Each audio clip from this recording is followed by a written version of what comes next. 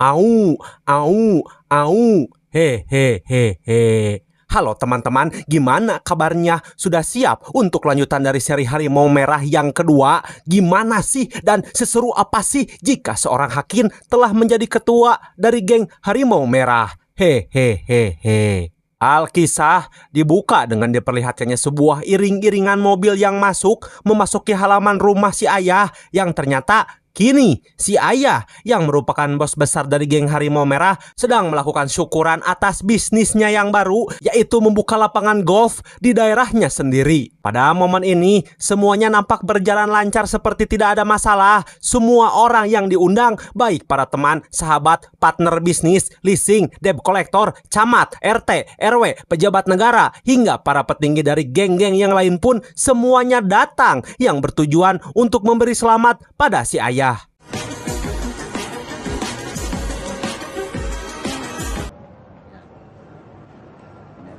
Bahkan si aki-aki gede wadul atau aki-aki gede bohong pun yang akan kita panggil saja Datuk terlihat datang juga bersama para antek-anteknya. Setelah bos sekarang ni, Lepas tu ada hotel, buka pula padang golf. Hingga tak berselang lama, Burhan, pria yang pada seri pertama sangat menginginkan sekali posisi dari sang ayah, datang bersama para anak buahnya ke tempat tersebut tanpa undangan. Di mana Hakim CS yang saat itu berada juga di sana mulai merasa geram hingga memutuskan untuk menghampirinya. Terjadi perdebatan pada momen itu, bahkan Burhan yang statusnya etateh adalah tamu, itu juga tamu tak diundang, tidak diharapkanlah sekali gitu untuk kedatangannya, mulai tidak tahu diri bahkan sengaja ngahabak Rika, wanita gundul yang merupakan tangan kanannya sendiri. Bahkan setelah itu hingga berani membuang air minum yang telah si ayah berikan kepadanya. Tempat ni memang cantik.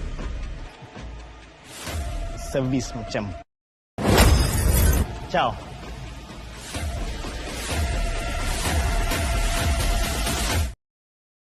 Di keesokan harinya, Hakim pun kini terlihat sedang bersama Pak Polisi. Mereka sedikit membahas tentang perkembangan dari barang haram yang ternyata masih saja beredar di daerahnya tersebut. Hingga Hakim yang merasa lelah karena harus menjadi anggota gangster sekaligus mata-mata kepolisian pun berniat untuk mengundurkan diri, yang membuat si Bapak Polisi seketika bimbang dengan keputusannya tersebut. Sempat memang mencoba meyakinkan kembali si Hakim ini agar tidak keluar dari kepolisian.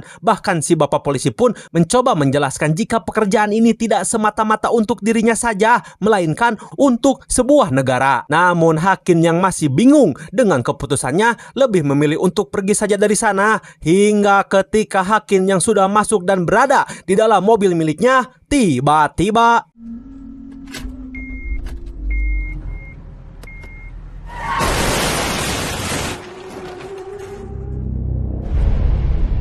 belum diketahui siapa pelakunya tersebut. Kini Hakim pun harus dilarikan ke rumah sakit untuk mendapat sebuah pertolongan.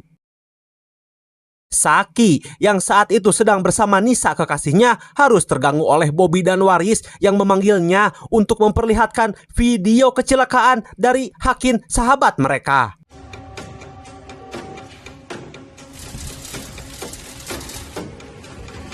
Kim kat hospital mana?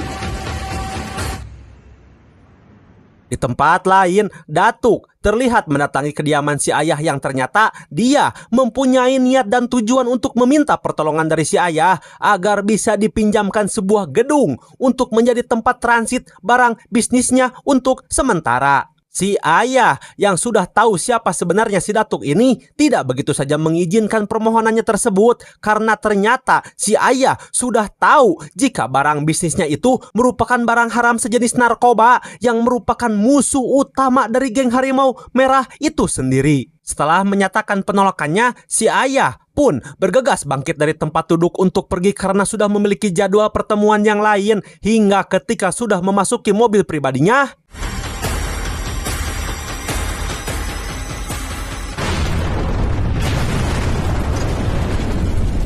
ya, mobil itu pun meledak dan terbakar, di mana si ayah pun ikut terbakar juga di sana. Yang ternyata Datuk memang sudah sengaja melakukan itu semua demi mendapatkan kekuasaan dan daerah yang lebih luas.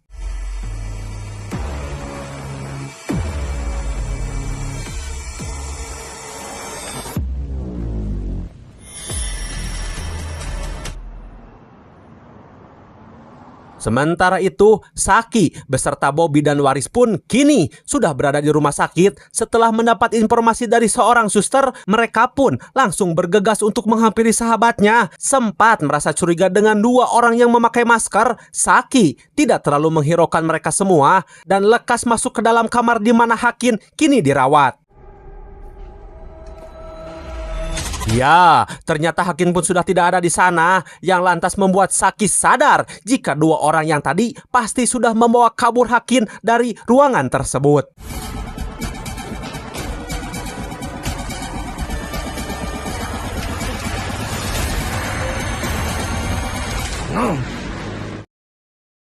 Namun ternyata Hakin sudah dibawa oleh si bapak polisi ke tempat yang lebih aman untuk sementara, di mana di sana si bapak polisi pun memberitahu Hakin tentang kematian si ayah, yang langsung membuat Hakin nampak bingung dengan apa yang harus dia lakukan. Di tengah suasana haru pemakaman sang ayah, Datuk yang diantar antek-anteknya sengaja datang ke pemakaman bukan bermaksud untuk berbelasungkawa. Justru Datuk sengaja datang ke tempat tersebut untuk mendekati Lukman, anak kandung dari si ayah yang akan menjadi pengganti bos besar di geng Harimau Merah. Okey, apapun nanti, Uncle akan bantu kau. Ya? Hingga di keesokan harinya, Datuk sengaja menemani Lukman yang sedang bekerja di pinggiran kolam renang. Hingga tak lama, Datuk menerima telepon dari anak buahnya yang tidak bisa mengurus pekerjaan kecil yang sudah dia berikan, yang langsung membuat si Datuk ini pun tantrum lah, amek-amekan gitu tah, gogorowokan atau teriak-teriak lah, memarahi anak buahnya, yang membuat Lukman pun malah menawarkan sebuah bantuan kepada dirinya. Mendengar hal itu, seakan mendapatkan durian runtuh beserta kebon-kebonnya, Datuk langsung sumringah, merasa senang karena mendapatkan jalan untuk meminjam beberapa tempat yang akan dia gunakan sebagai tempat penyimpanan barang haram yang telah dia persiapkan.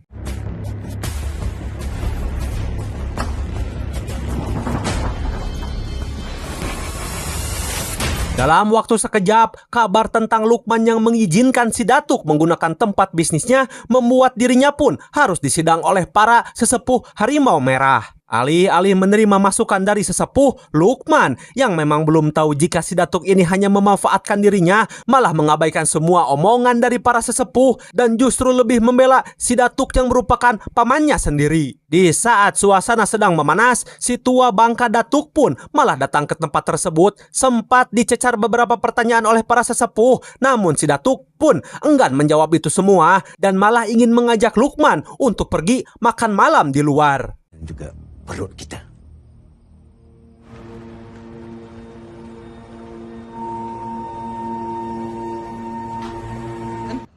Okey tak? Sedap.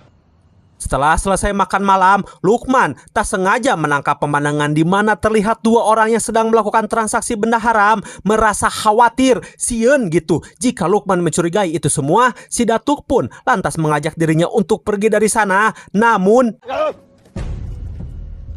Tengok apa? ya, datang dua orang berandalan yang tak sengaja menabrak Lukman pada saat itu, hingga akhirnya Ini kawasan Harimau Merah. Ingat, Orang tua.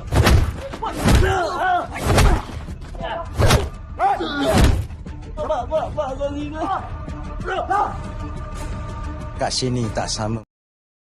sementara itu, Saki, Nisa, Bobby, dan Waris pun nampak sedang berjalan bersama sambil membicarakan tentang sepupunya yang belakangan ini sering dibuli oleh para teman-temannya di sekolah, yang membuat Saki, sang kekasih yang tak mau jika Nisa mencemaskan hal itu semua, langsung bersedia untuk mengurus permasalahan tersebut. B, jangan risau. Bagi handle, okey? Dan benar saja, sepupu dari Teh Nisa itu pun ternyata sedang diriung oleh beberapa temannya, berikut juga anak berandalan di sana, di mana dia dipaksa untuk mau memakan sebuah permen loli yang dimasukkan ke dalam mulutnya.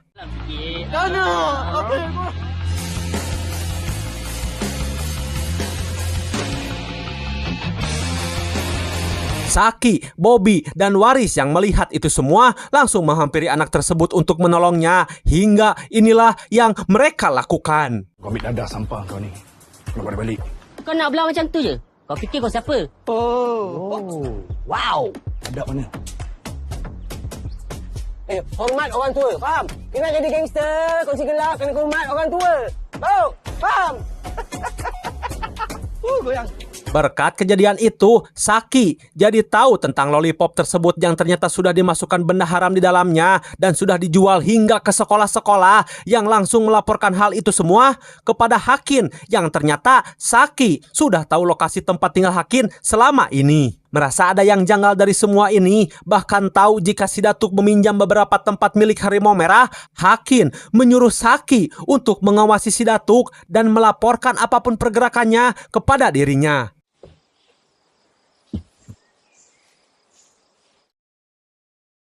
Menerima laporan dari Hakin, polisi pun langsung bergerak menjidak satu persatu tempat bisnis milik Harimau Merah yang selama ini dijadikan tempat penyimpanan barang haram tersebut.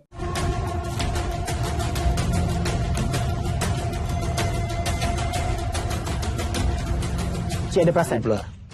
Meskipun telah menggeledah ke sana dan kemari, polisi tetap saja tidak bisa menemukan barang haram yang sudah disembunyikan oleh si Datuk. Merasa dibohongi tentang informasi tersebut, si bapak polisi pun langsung memarahi Hakin tentang info yang tidak akurat. Namun Hakin sendiri justru menilai polisi lah yang terlalu gegabah, gurung gusuh, tesabaran, hayang napok terolong gitu tah melakukan penggeledahan tanpa ada penyelidikan terlebih dahulu. Hingga di tempat yang berbeda, Datuk ternyata selama ini juga bersekongkol dengan Burhan dalam menjalankan bisnis haramnya itu. Bahkan di sini kita baru mengetahui fakta tentang penyerangan terhadap Hakin kemarin itu ulah dari si Datuk sendiri agar bisa melancarkan aksinya dengan mulus dalam misi membunuh si ayah. Merasa wilayahnya kini semakin luas, apalagi ada Lukman yang bisa dikontrol oleh si Datuk, Burhan mengajak untuk lebih melebarkan kembali bisnisnya itu dengan menerima pemasok baru yang datang dari negara kita tercinta, yaitu negara plus 62.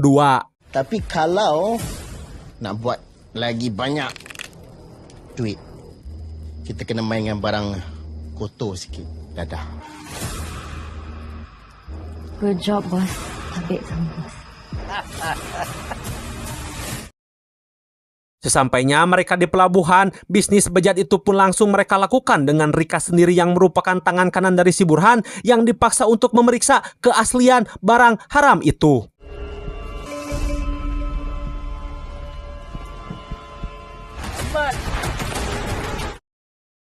Di keesokan paginya, barang-barang itu pun mulai dibawa ke dalam tempat bisnis dari Harimau Merah sendiri yang ternyata Hakin sudah berada di sana untuk memantau aksi tersebut.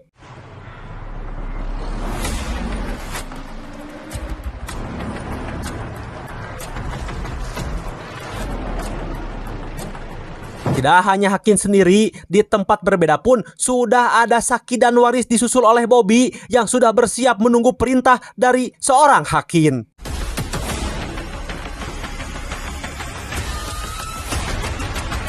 Tak lama dari itu, Hakin menyuruh semua sahabatnya untuk berkumpul di satu titik tempat mereka biasa berkumpul. Hingga ketika mereka semua sudah berkumpul di tempat yang sudah dijanjikan, datanglah sebuah mobil yang diketahui milik si Datuk yang sedang membawa barang haram untuk disembunyikan di tempat tersebut.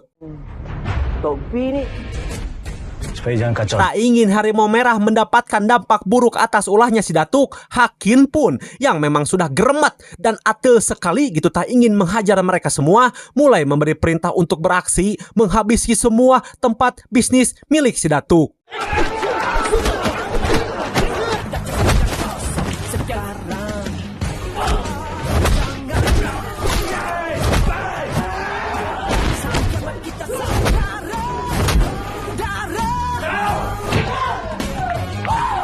So nak tempat-tempat bisnes kita ni. Tidak merasa puas, Hakin beserta semua anggota geng Harimau Merah pun sengaja mendatangi si Datuk yang saat itu sedang bersama anak buahnya hingga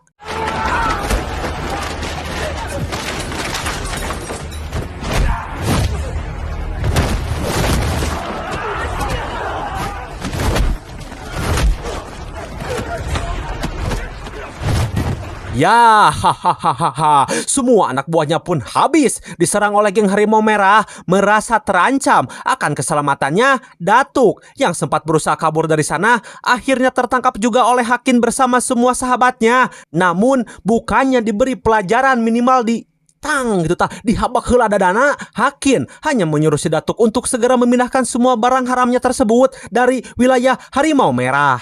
Okey, baik. Lepas ini aku akan pindahkan semua barang-barang tu.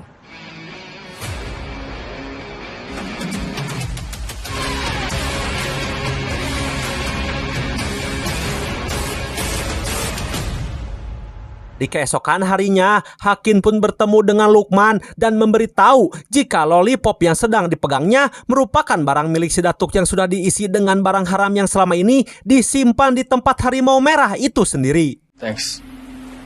Tak mungkin kau tak nak tahu siapa bunuh ayah.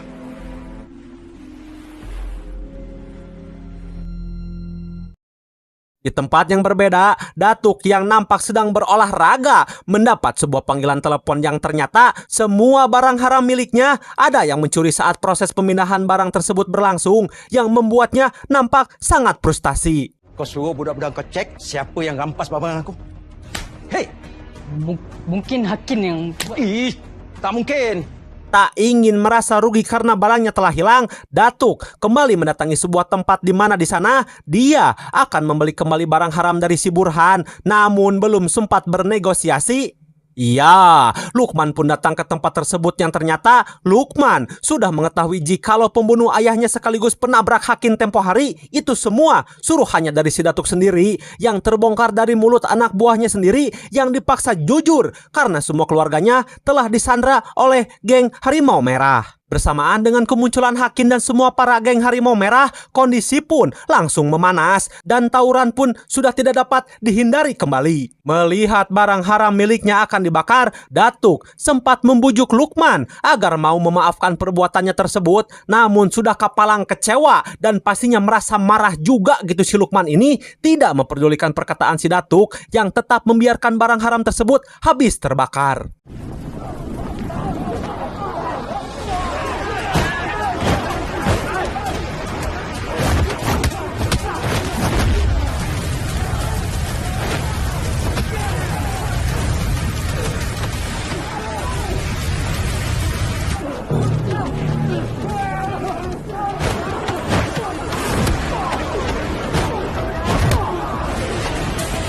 Sementara itu, Burhan yang sempat melawan dan hampir berhasil melukai Saki harus terkena sayatan dari pedang yang dilakukan oleh Waris yang langsung membuatnya pun kabur dari sana hingga ketika sedang sendirian berada di sebuah gudang.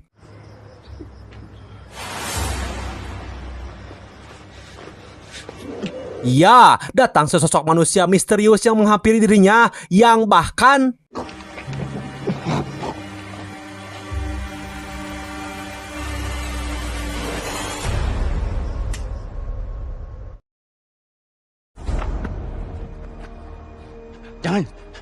Jangan Lokman. Diamlah.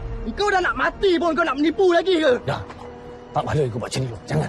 terjadi percecokan antara Lukman dan Hakin terkait Lukman yang ingin membunuh Datuk dengan tangannya sendiri hingga merasa mempunyai kesempatan. Datuk kembali kabur dari sana yang ketika berada di balik gudang tiba-tiba dan film pun selesai.